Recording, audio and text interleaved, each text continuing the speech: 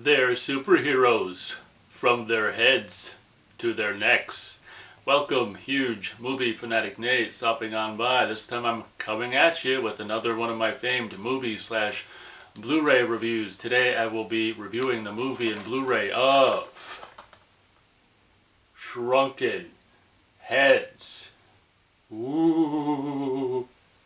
As always, I'll review the movie first, then I'll be reviewing the Blu-ray release of the same movie. So my history with Shrunken Heads goes all the way back 30 years to the release year of Shrunken Heads on home video, basically ever since the beginning. Puppet Master in 1990. I've been watching and renting and watching these full moon VHS releases from the video store, so I've been kind of an off and on, like, more or less full moon fan since from the very beginning. You know, renting Puppet Master and then Puppet Master 2 and 3 in 1991 and other movies that they'd put out, you know. Lurking Fear, Seed People, Subspecies, Subspecies 2. I don't think I watched Trancers until I was older, but things like that, other things. Invisible, Mandroid. All these kind of full moon movies from the 90s. Crash and Burn, Demonic Toys, Dollman versus the Demonic Toys. I was renting and watching all of this stuff in the early 90s. So, you know, if you know anything about the VHS releases of Full Moon in the early 90s, you know, they did what they called, vidcasts, like a behind the scenes video magazine at the end of the movie. And a lot of times the making of was more interesting than the movie. But maybe not this time, I don't know, we'll see. But a lot of times the making of was more interesting than the movie, and halfway through a lot of the movies I was just waiting to get through it so I could watch the making of. But anyway, that's a whole nother, a whole nother video. But anyway, in these like really cool video magazines after their movies on their VHSs in the early 90s, they'd talk about other projects they were working on, and I was familiar with this project. And at the time, I don't know if this... You know, this would have been at the same time, you know, they was working on Prime Evils. I don't know if this would have, you know, we all know, or it should be known that Prime Evils is, I guess, the most expensive full moon production still ongoing, and I guess, well, not ongoing anymore. I guess it's completed and maybe going to be released. Yeah, it might, well, by the time this video is published, it might be out in theaters, Alamo Drafthouse, whatever. But anyway, I think this is one of Full Moon's biggest budget productions, because I remember them hyping it really big, like, ooh, this is going to be the first Full Moon movie at the time, like 1994, to be featured in, I don't know, at least one theater, but maybe a very limited run in California or something in actual movie theaters, which is really kind of interesting. So they were kind of hyping this movie a bit. You can tell they put more money into this than their normal productions, because it looks like, you know, they rented a backlot, much like they did with Puppet Master 3, for like all the street scenes and stuff, and there's a lot of Steadicam work. This movie feels like more like an A movie than it does a B movie, which most of the Full Moon movies feel like, because of just all the Steadicam work, and the music's pretty good, which should bring me to, you know, the freaking opening title music done by none other than Danny Elfman, and probably the only reason they got him to do that is because his brother, whatever the hell his name is. What the hell's his brother's name? Richard Elfman is his brother. And I guess I think maybe before this or after this, at some point he had also done the Forbidden Zone, apparently. But his brother directed this. I don't know if that's how they got Danny Elfman to do the opening credit, you know, music, which is pretty cool. Around the time of Army of Darkness, sounds a lot like Army of Darkness, and so many of the, you know, Danny Elfman themes at the time. And I will say that, you know, watching this again, I haven't seen this for years and years and years. Like, there's that one tune where the Sumatra goes in to cut off the heads of the kids, and it's so good. You know, it sounds like Danny Elfman as well, but, you know, of course Richard Band is credited with the rest of the music in the movie. But that little bit where it's like the piano, you know, you know that bit. That sounds like Danny Elfman. So if that's not Danny Elfman, Richard Band did a really good impersonation of a Danny Elfman tune. But like I say, that scene, like when that music came up, I was like, wow, this is really good music. I think there's like another theme that sounds like, you know, maybe they were able to use Edward Scissorhands. I don't know. There's another theme that sounds like Edward Scissorhands' love theme music or something. But anyway, to make a long story not so long, I've been this movie's been a part of my life not a huge part of my life by any means, but it's been in my life since, it came out in 1994. I want to say it came out, possibly on home video in October of 94. So the 30th anniversary of Shrunken Heads. And I haven't bought from Full Moon in a long time, and they were having their annual Valentine's Day sale, 50% off. So I got a good number of things, including the Tourist Trap, uncut Blu-ray, which I'll be stopping by to review. Kind of disappointing, unfortunately, but I'll leave that for the Tourist Trap uncut Blu-ray review.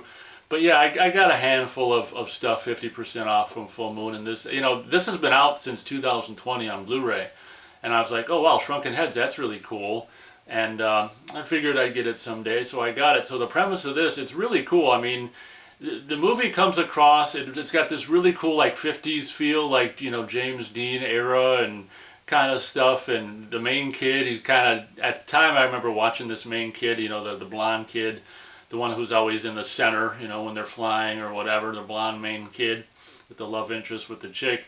I remember him, there's a couple line deliveries, I'm like, okay, is he trying to do Christian Slater impersonation or what? But watching it again, it's so crazy getting older, because obviously when I saw this for the first time, I would have been around his age, and now I'm not, or at least, the kid in the movie or whatever, and he just looks like a little baby.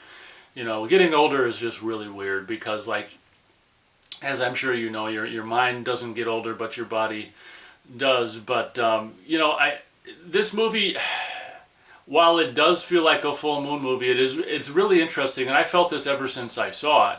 I'm like, okay, this movie, like, it puts it up a notch. Oh, here, and just to show you that, not that you know that I got this 30 years ago, but just to show you I am a, more than just your average fan of this movie, or just, didn't just see it for the first time recently. I did get this probably 30 years ago used at that one video store. You could pretty much buy any Laserdisc that, it was like a TV sales repair place / Laserdisc rental / sales place. So anything they rented you could buy. But I think you had to actually pay I don't know, I can't remember. But anyway, I got this 30 years ago. I had thought I had the VHS as well, but since I got a Laserdisc player in 94, I never obviously bothered with the VHS, and I just got the Laserdisc, only of that. So I've only owned this now on Laserdisc, or first on Laserdisc and now on Blu-ray, so I've never owned the tape, which was kind of disappointing. I wanted to showcase the VHS as well. I guess I never owned the VHS, life goes on. But as I was saying, this movie's got a really kind of a cool 50s vibe, and if you're familiar with early 90s Full Moon stuff, you'll be very much aware of the fact that this does seem like a step up from normal Full Moon movies, mainly because of what I was saying earlier.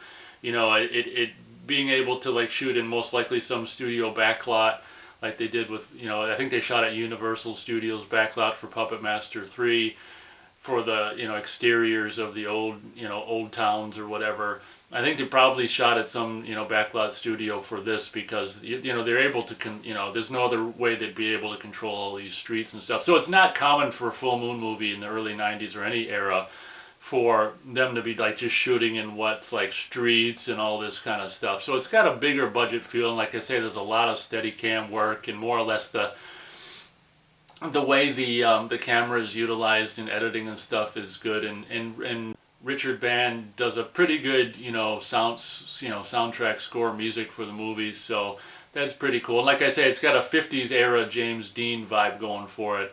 Mostly, I mean, kind of in the music that Richard Band does, but also like the bad guys, like the gang, and the kind of the whatever. If the love interest is like a Latina, so it's kind of got a little bit of whatever that.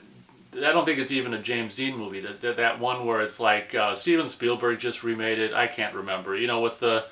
With the fire escapes and singing on the fire escapes, whatever. It's not even James Dean, but it's that era, I think. And isn't it like Mexicans versus non-Mexicans or whatever? But it's got that going forward, and Meg Foster's, portrayal of Big Mo, which I always was kind of off-putting and still is. And I never really understood why they got Meg Foster to play like more or less this kind of male bad guy. But luckily in the movie they refer to her as her, which you know, good old days, that's all I'll say. But yeah, that was kind of always off-putting and still off-putting when I revisited it this just recently after getting the Blu-ray. Like, the main bad guy is Meg Foster playing Big Mo or whatever, but got a girlfriend, and it's just kind of like, okay, whatever. But her hair is done all like, 50s, 50s man hairstyle or whatever. So the premise of this movie is just these two kids and meet this other kid, and they all like comic books, and they're bullied by this one guy who's within the gang, and we find out that this guy in the gang, work for Big Mo, and they steal stuff, and they just bully these kids, and there's this one hot chick, and I feel perverted calling her a hot chick because she's like probably 15 or 16 when they're filming this movie, but she's actually just a year younger than I am, so it's not that big a deal. Plus, when I first saw this, I was, closer to her. I mean, we're she's a year younger than me. We're basically the same age. But watching it now, it's so weird because when I first saw this, I'm like, okay, the hot chick, and now 30 years later, I just feel kind of weird calling this this girl in this movie the hot chick. And it is strange that she was probably no more than 16 when they were filming this, and 16 or under. And it is kind of strange how she's like, I don't know, sexualized or whatever. She's got the short shorts and like the crop top, and the scene with the shrunken head and under the shirt and stuff. So it is kind of weird in retrospect, like when I first saw this, I was just like, we're both teenagers, so I'm like, ooh, look at that hot girl, But in retrospect, she, like I say, she ain't no 18 when they're filming this. And it's just kind of weird, and I wonder what her parents thought. I guess we're just glad she was in a movie or whatever. But she was, she was, we'll just say, for a lack of a better term, she's a cutie in this movie, isn't she? But she's like the girlfriend of this main, bad guy in the gang or whatever. And that quickly, once she sees how badly they bully this blonde kid and his friend and this other kid, she realizes she's, whatever, on the wrong team or whatever, and breaks up with that guy and goes to Smoochie, the blonde main kid on the whatever fire escape, just like that one movie. I can't think of the name of that movie, but Spielberg recently remade it. It might be his most recent movie, but so this movie just being a brisk whatever it is, 83 minutes or 80 something minutes. I mean, what's cool about a movie that length is it doesn't waste its time just doing what it does, establishing the kids as comic book reading nerds and stuff, getting this other kid on board about part of their friendship. They're all three bullied. The hot kind of chick goes for the main guy, and before you have any time for any going to a movie or courtship or anything else that any teen boy would have liked to have done with that girl at the time. They're so that main kid, the Christian Slater kind of kid, is just hell-bent on video recording, these gang members doing some crime so he can put them in jail, and that's just what they do. Like right outside his window, they're taking all the parts off a car, so he videotapes it and calls the cops and turns them in, and obviously that makes Big Mo, aka Meg Foster, a woman. Oh my God, whatever. This movie is ahead of its time in certain areas, but of course the gang works for her, so she tells I think she tells the gang to basically kill these kids because they're causing her a headache or whatever, which is really, I don't think I thought about it too much then, but like as an adult now, it's like this movie really kind of goes there. It's like, this teen, this pre-18-year-old is like a sex symbol in the movie, and these other teen kids are gunned down, and it's just like this movie kind of goes there, and I give like Charles Band and everyone involved like props in a way for going so hardcore, killing these kids and stuff. But the gang gun them down, and they're friends. Oh, I forgot to mention, they're friends with this guy who works at the newspaper stand. They get their comic books from him, Mr. Sumatra. I'm pretty sure this guy was in Live and Let Die, and probably in addition to probably a bunch of stuff. Was he the guy in Maniac Cop 3? He's probably the guy in Maniac Cop 3 who like revives Cordell. This poor guy is always a freaking voodoo guy in all the movies he does, but whatever. I'm assuming maybe the actor, that's his lineage or whatever, I mean, I would only hope so, for being, I want to play, whatever, these voodoo guys. That's the only roles I'll take. But he's really cool as, familiar face from all kinds of movies that came before Shrunken Heads. He's really cool as Mr. Sumatra, and the one kid's got his jelly bean fixed. You know, he's a little heavier kid, and then the other kid is a good kid, and they all get shot. And what's so funny, it's not funny, but what's tragic is, you know, this one kid's actions, you know, the main star, Christian Slater kid, because of him videotaping and getting these guys, you know, arrested, and they got busted out like, I don't know what, in mere hours anyway, but because of this one kid's actions, all three of them died, which I don't think it was really fair to the other two kids, honestly, but life goes on. So Mr. Sumatra, you know, after the funeral, goes to the funeral parlor. That's where I talked about, you know, the really, really cool Danny Elfman-esque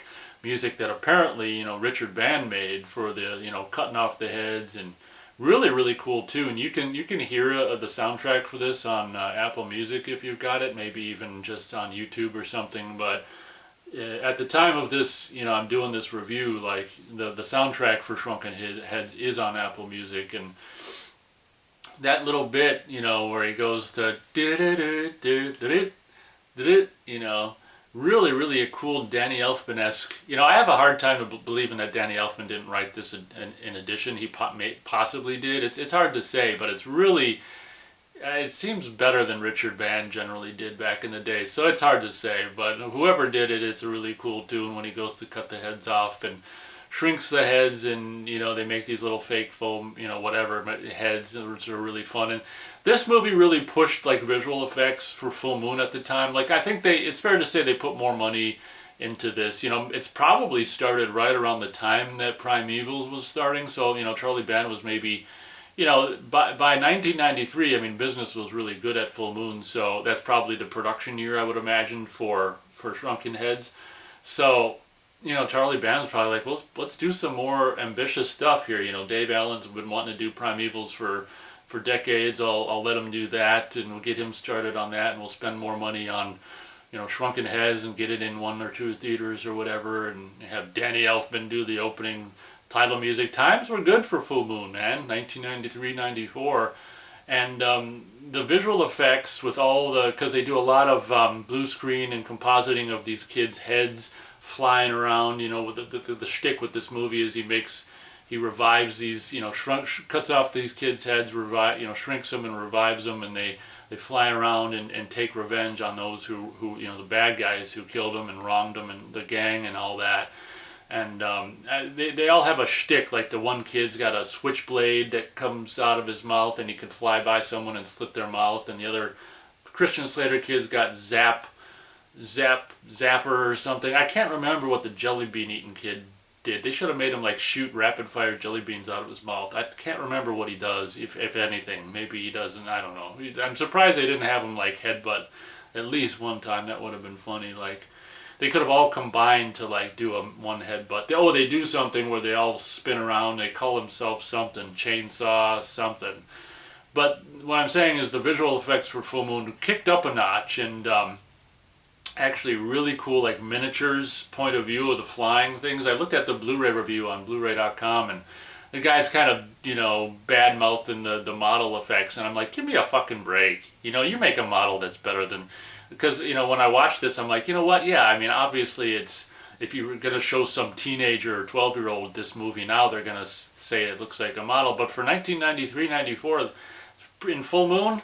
That's a really cool model, and the thing was, you know, the camera flies all around, and on top of the certain buildings, there's, like, little billboards for, like, you know, whatever, Netherworld and subspecies posters. That's really cool. And later on, there's a little clip from Robot Wars. One of the baddies are watching Robot Wars in the apartment before they get zapped or whatever. But it's really cool how, you know, obviously you're gonna just plug your own movies into movies, like Roger Corman, you know, and did in Chopping Mall. There's, like, Slumber Party Massacre posters on, you know, and other probably Roger Corman movie posters on the wall of the pizza place or whatever. So it's really cool. But, like, the visual effects are up a notch. You know, most Full Moon movies don't have opticals, and there's a lot of opticals, meaning just blue screen work with the heads and composited onto other shots, and done relatively well. Better, you know, the visual effects or special effects are up and, you know, taken up a notch for Shrunken Heads, and it's a bummer. I mean, we can only assume it didn't do that well because there was never a sequel, although it was set up for a sequel.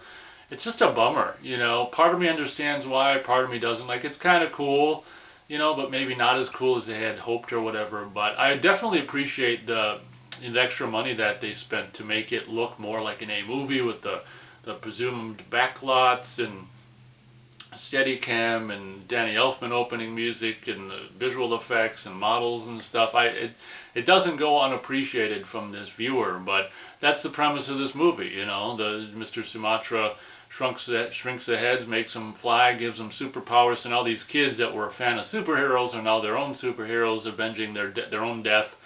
All the while, you know, that one chick or whatever, not, you know, teen girl is all, you know, pining over the lost freaking love, and they didn't even have a chance to go to a movie or do anything else, if you know what I mean.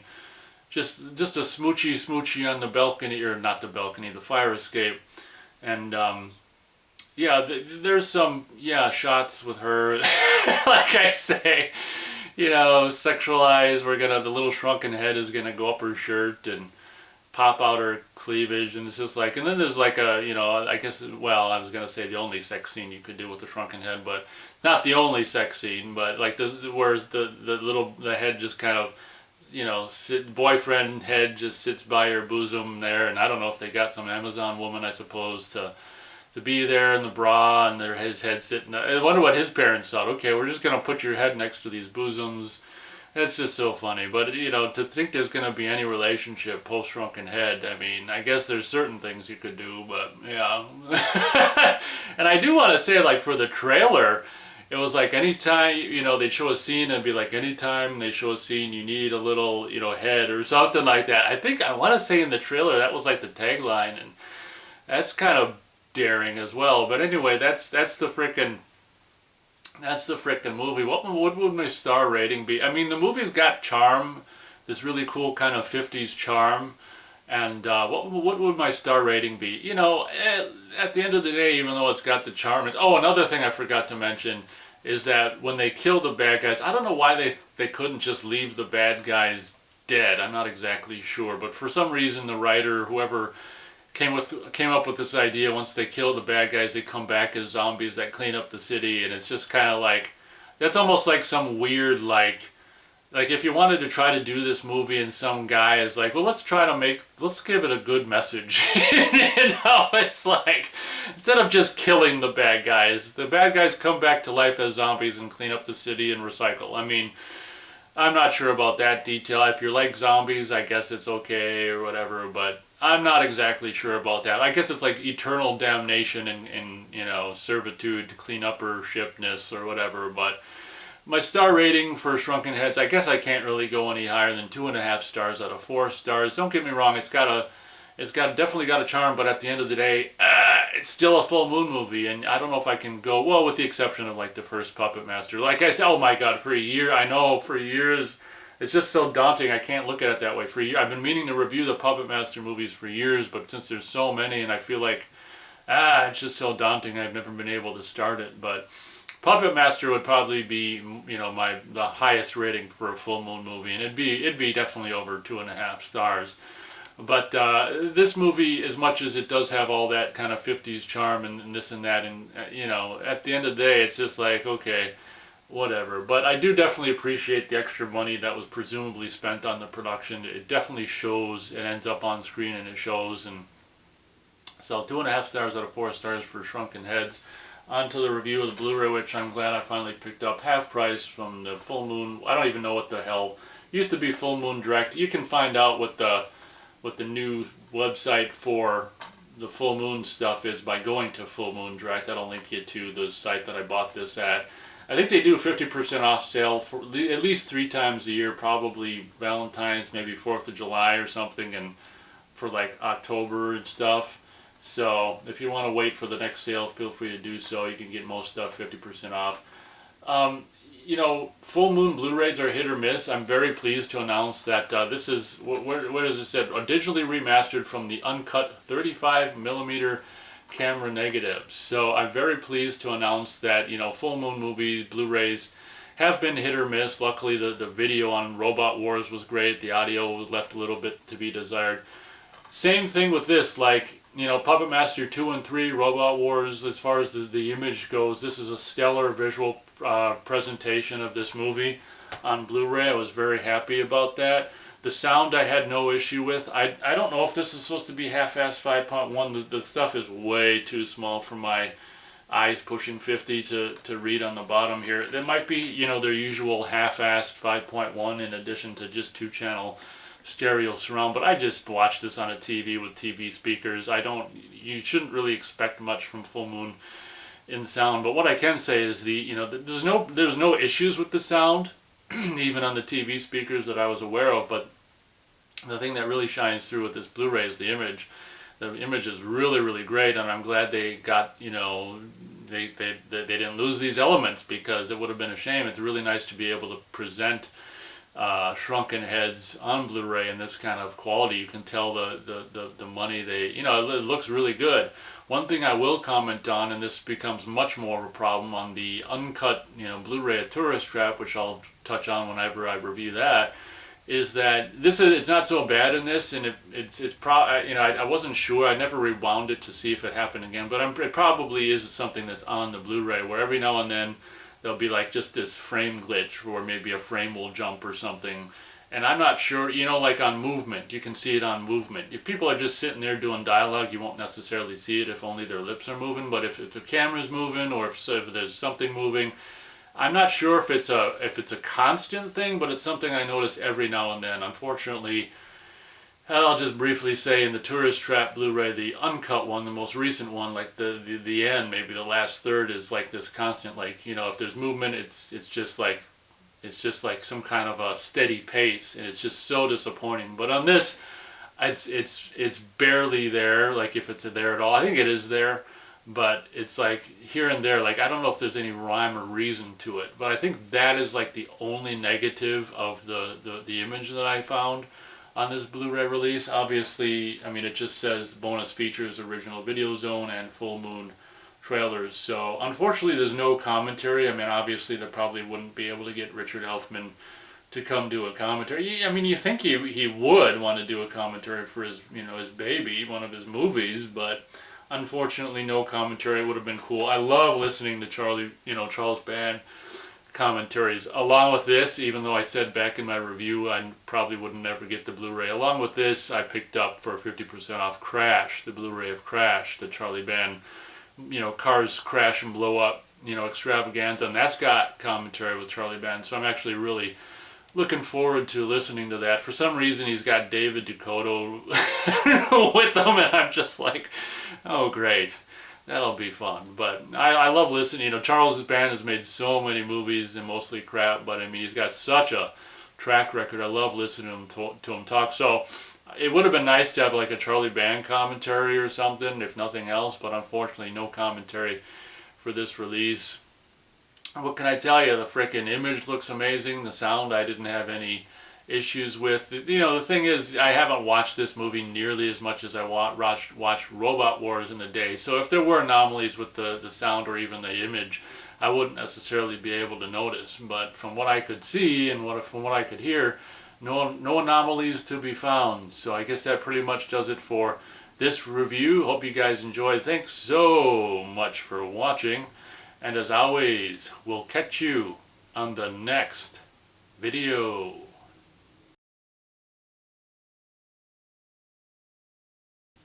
Oh, and by the way, at least at this time, you can watch Shrunken Heads on Tubi, TV.com. Unfortunately, it's kind of bummer, because a lot of times they have their HD versions of the movies on Tubi, but I think this version is still just the old 90s version. But if you haven't seen the movie and want to see the movie, it's on Tubi, and maybe it's on YouTube. Catch you next time.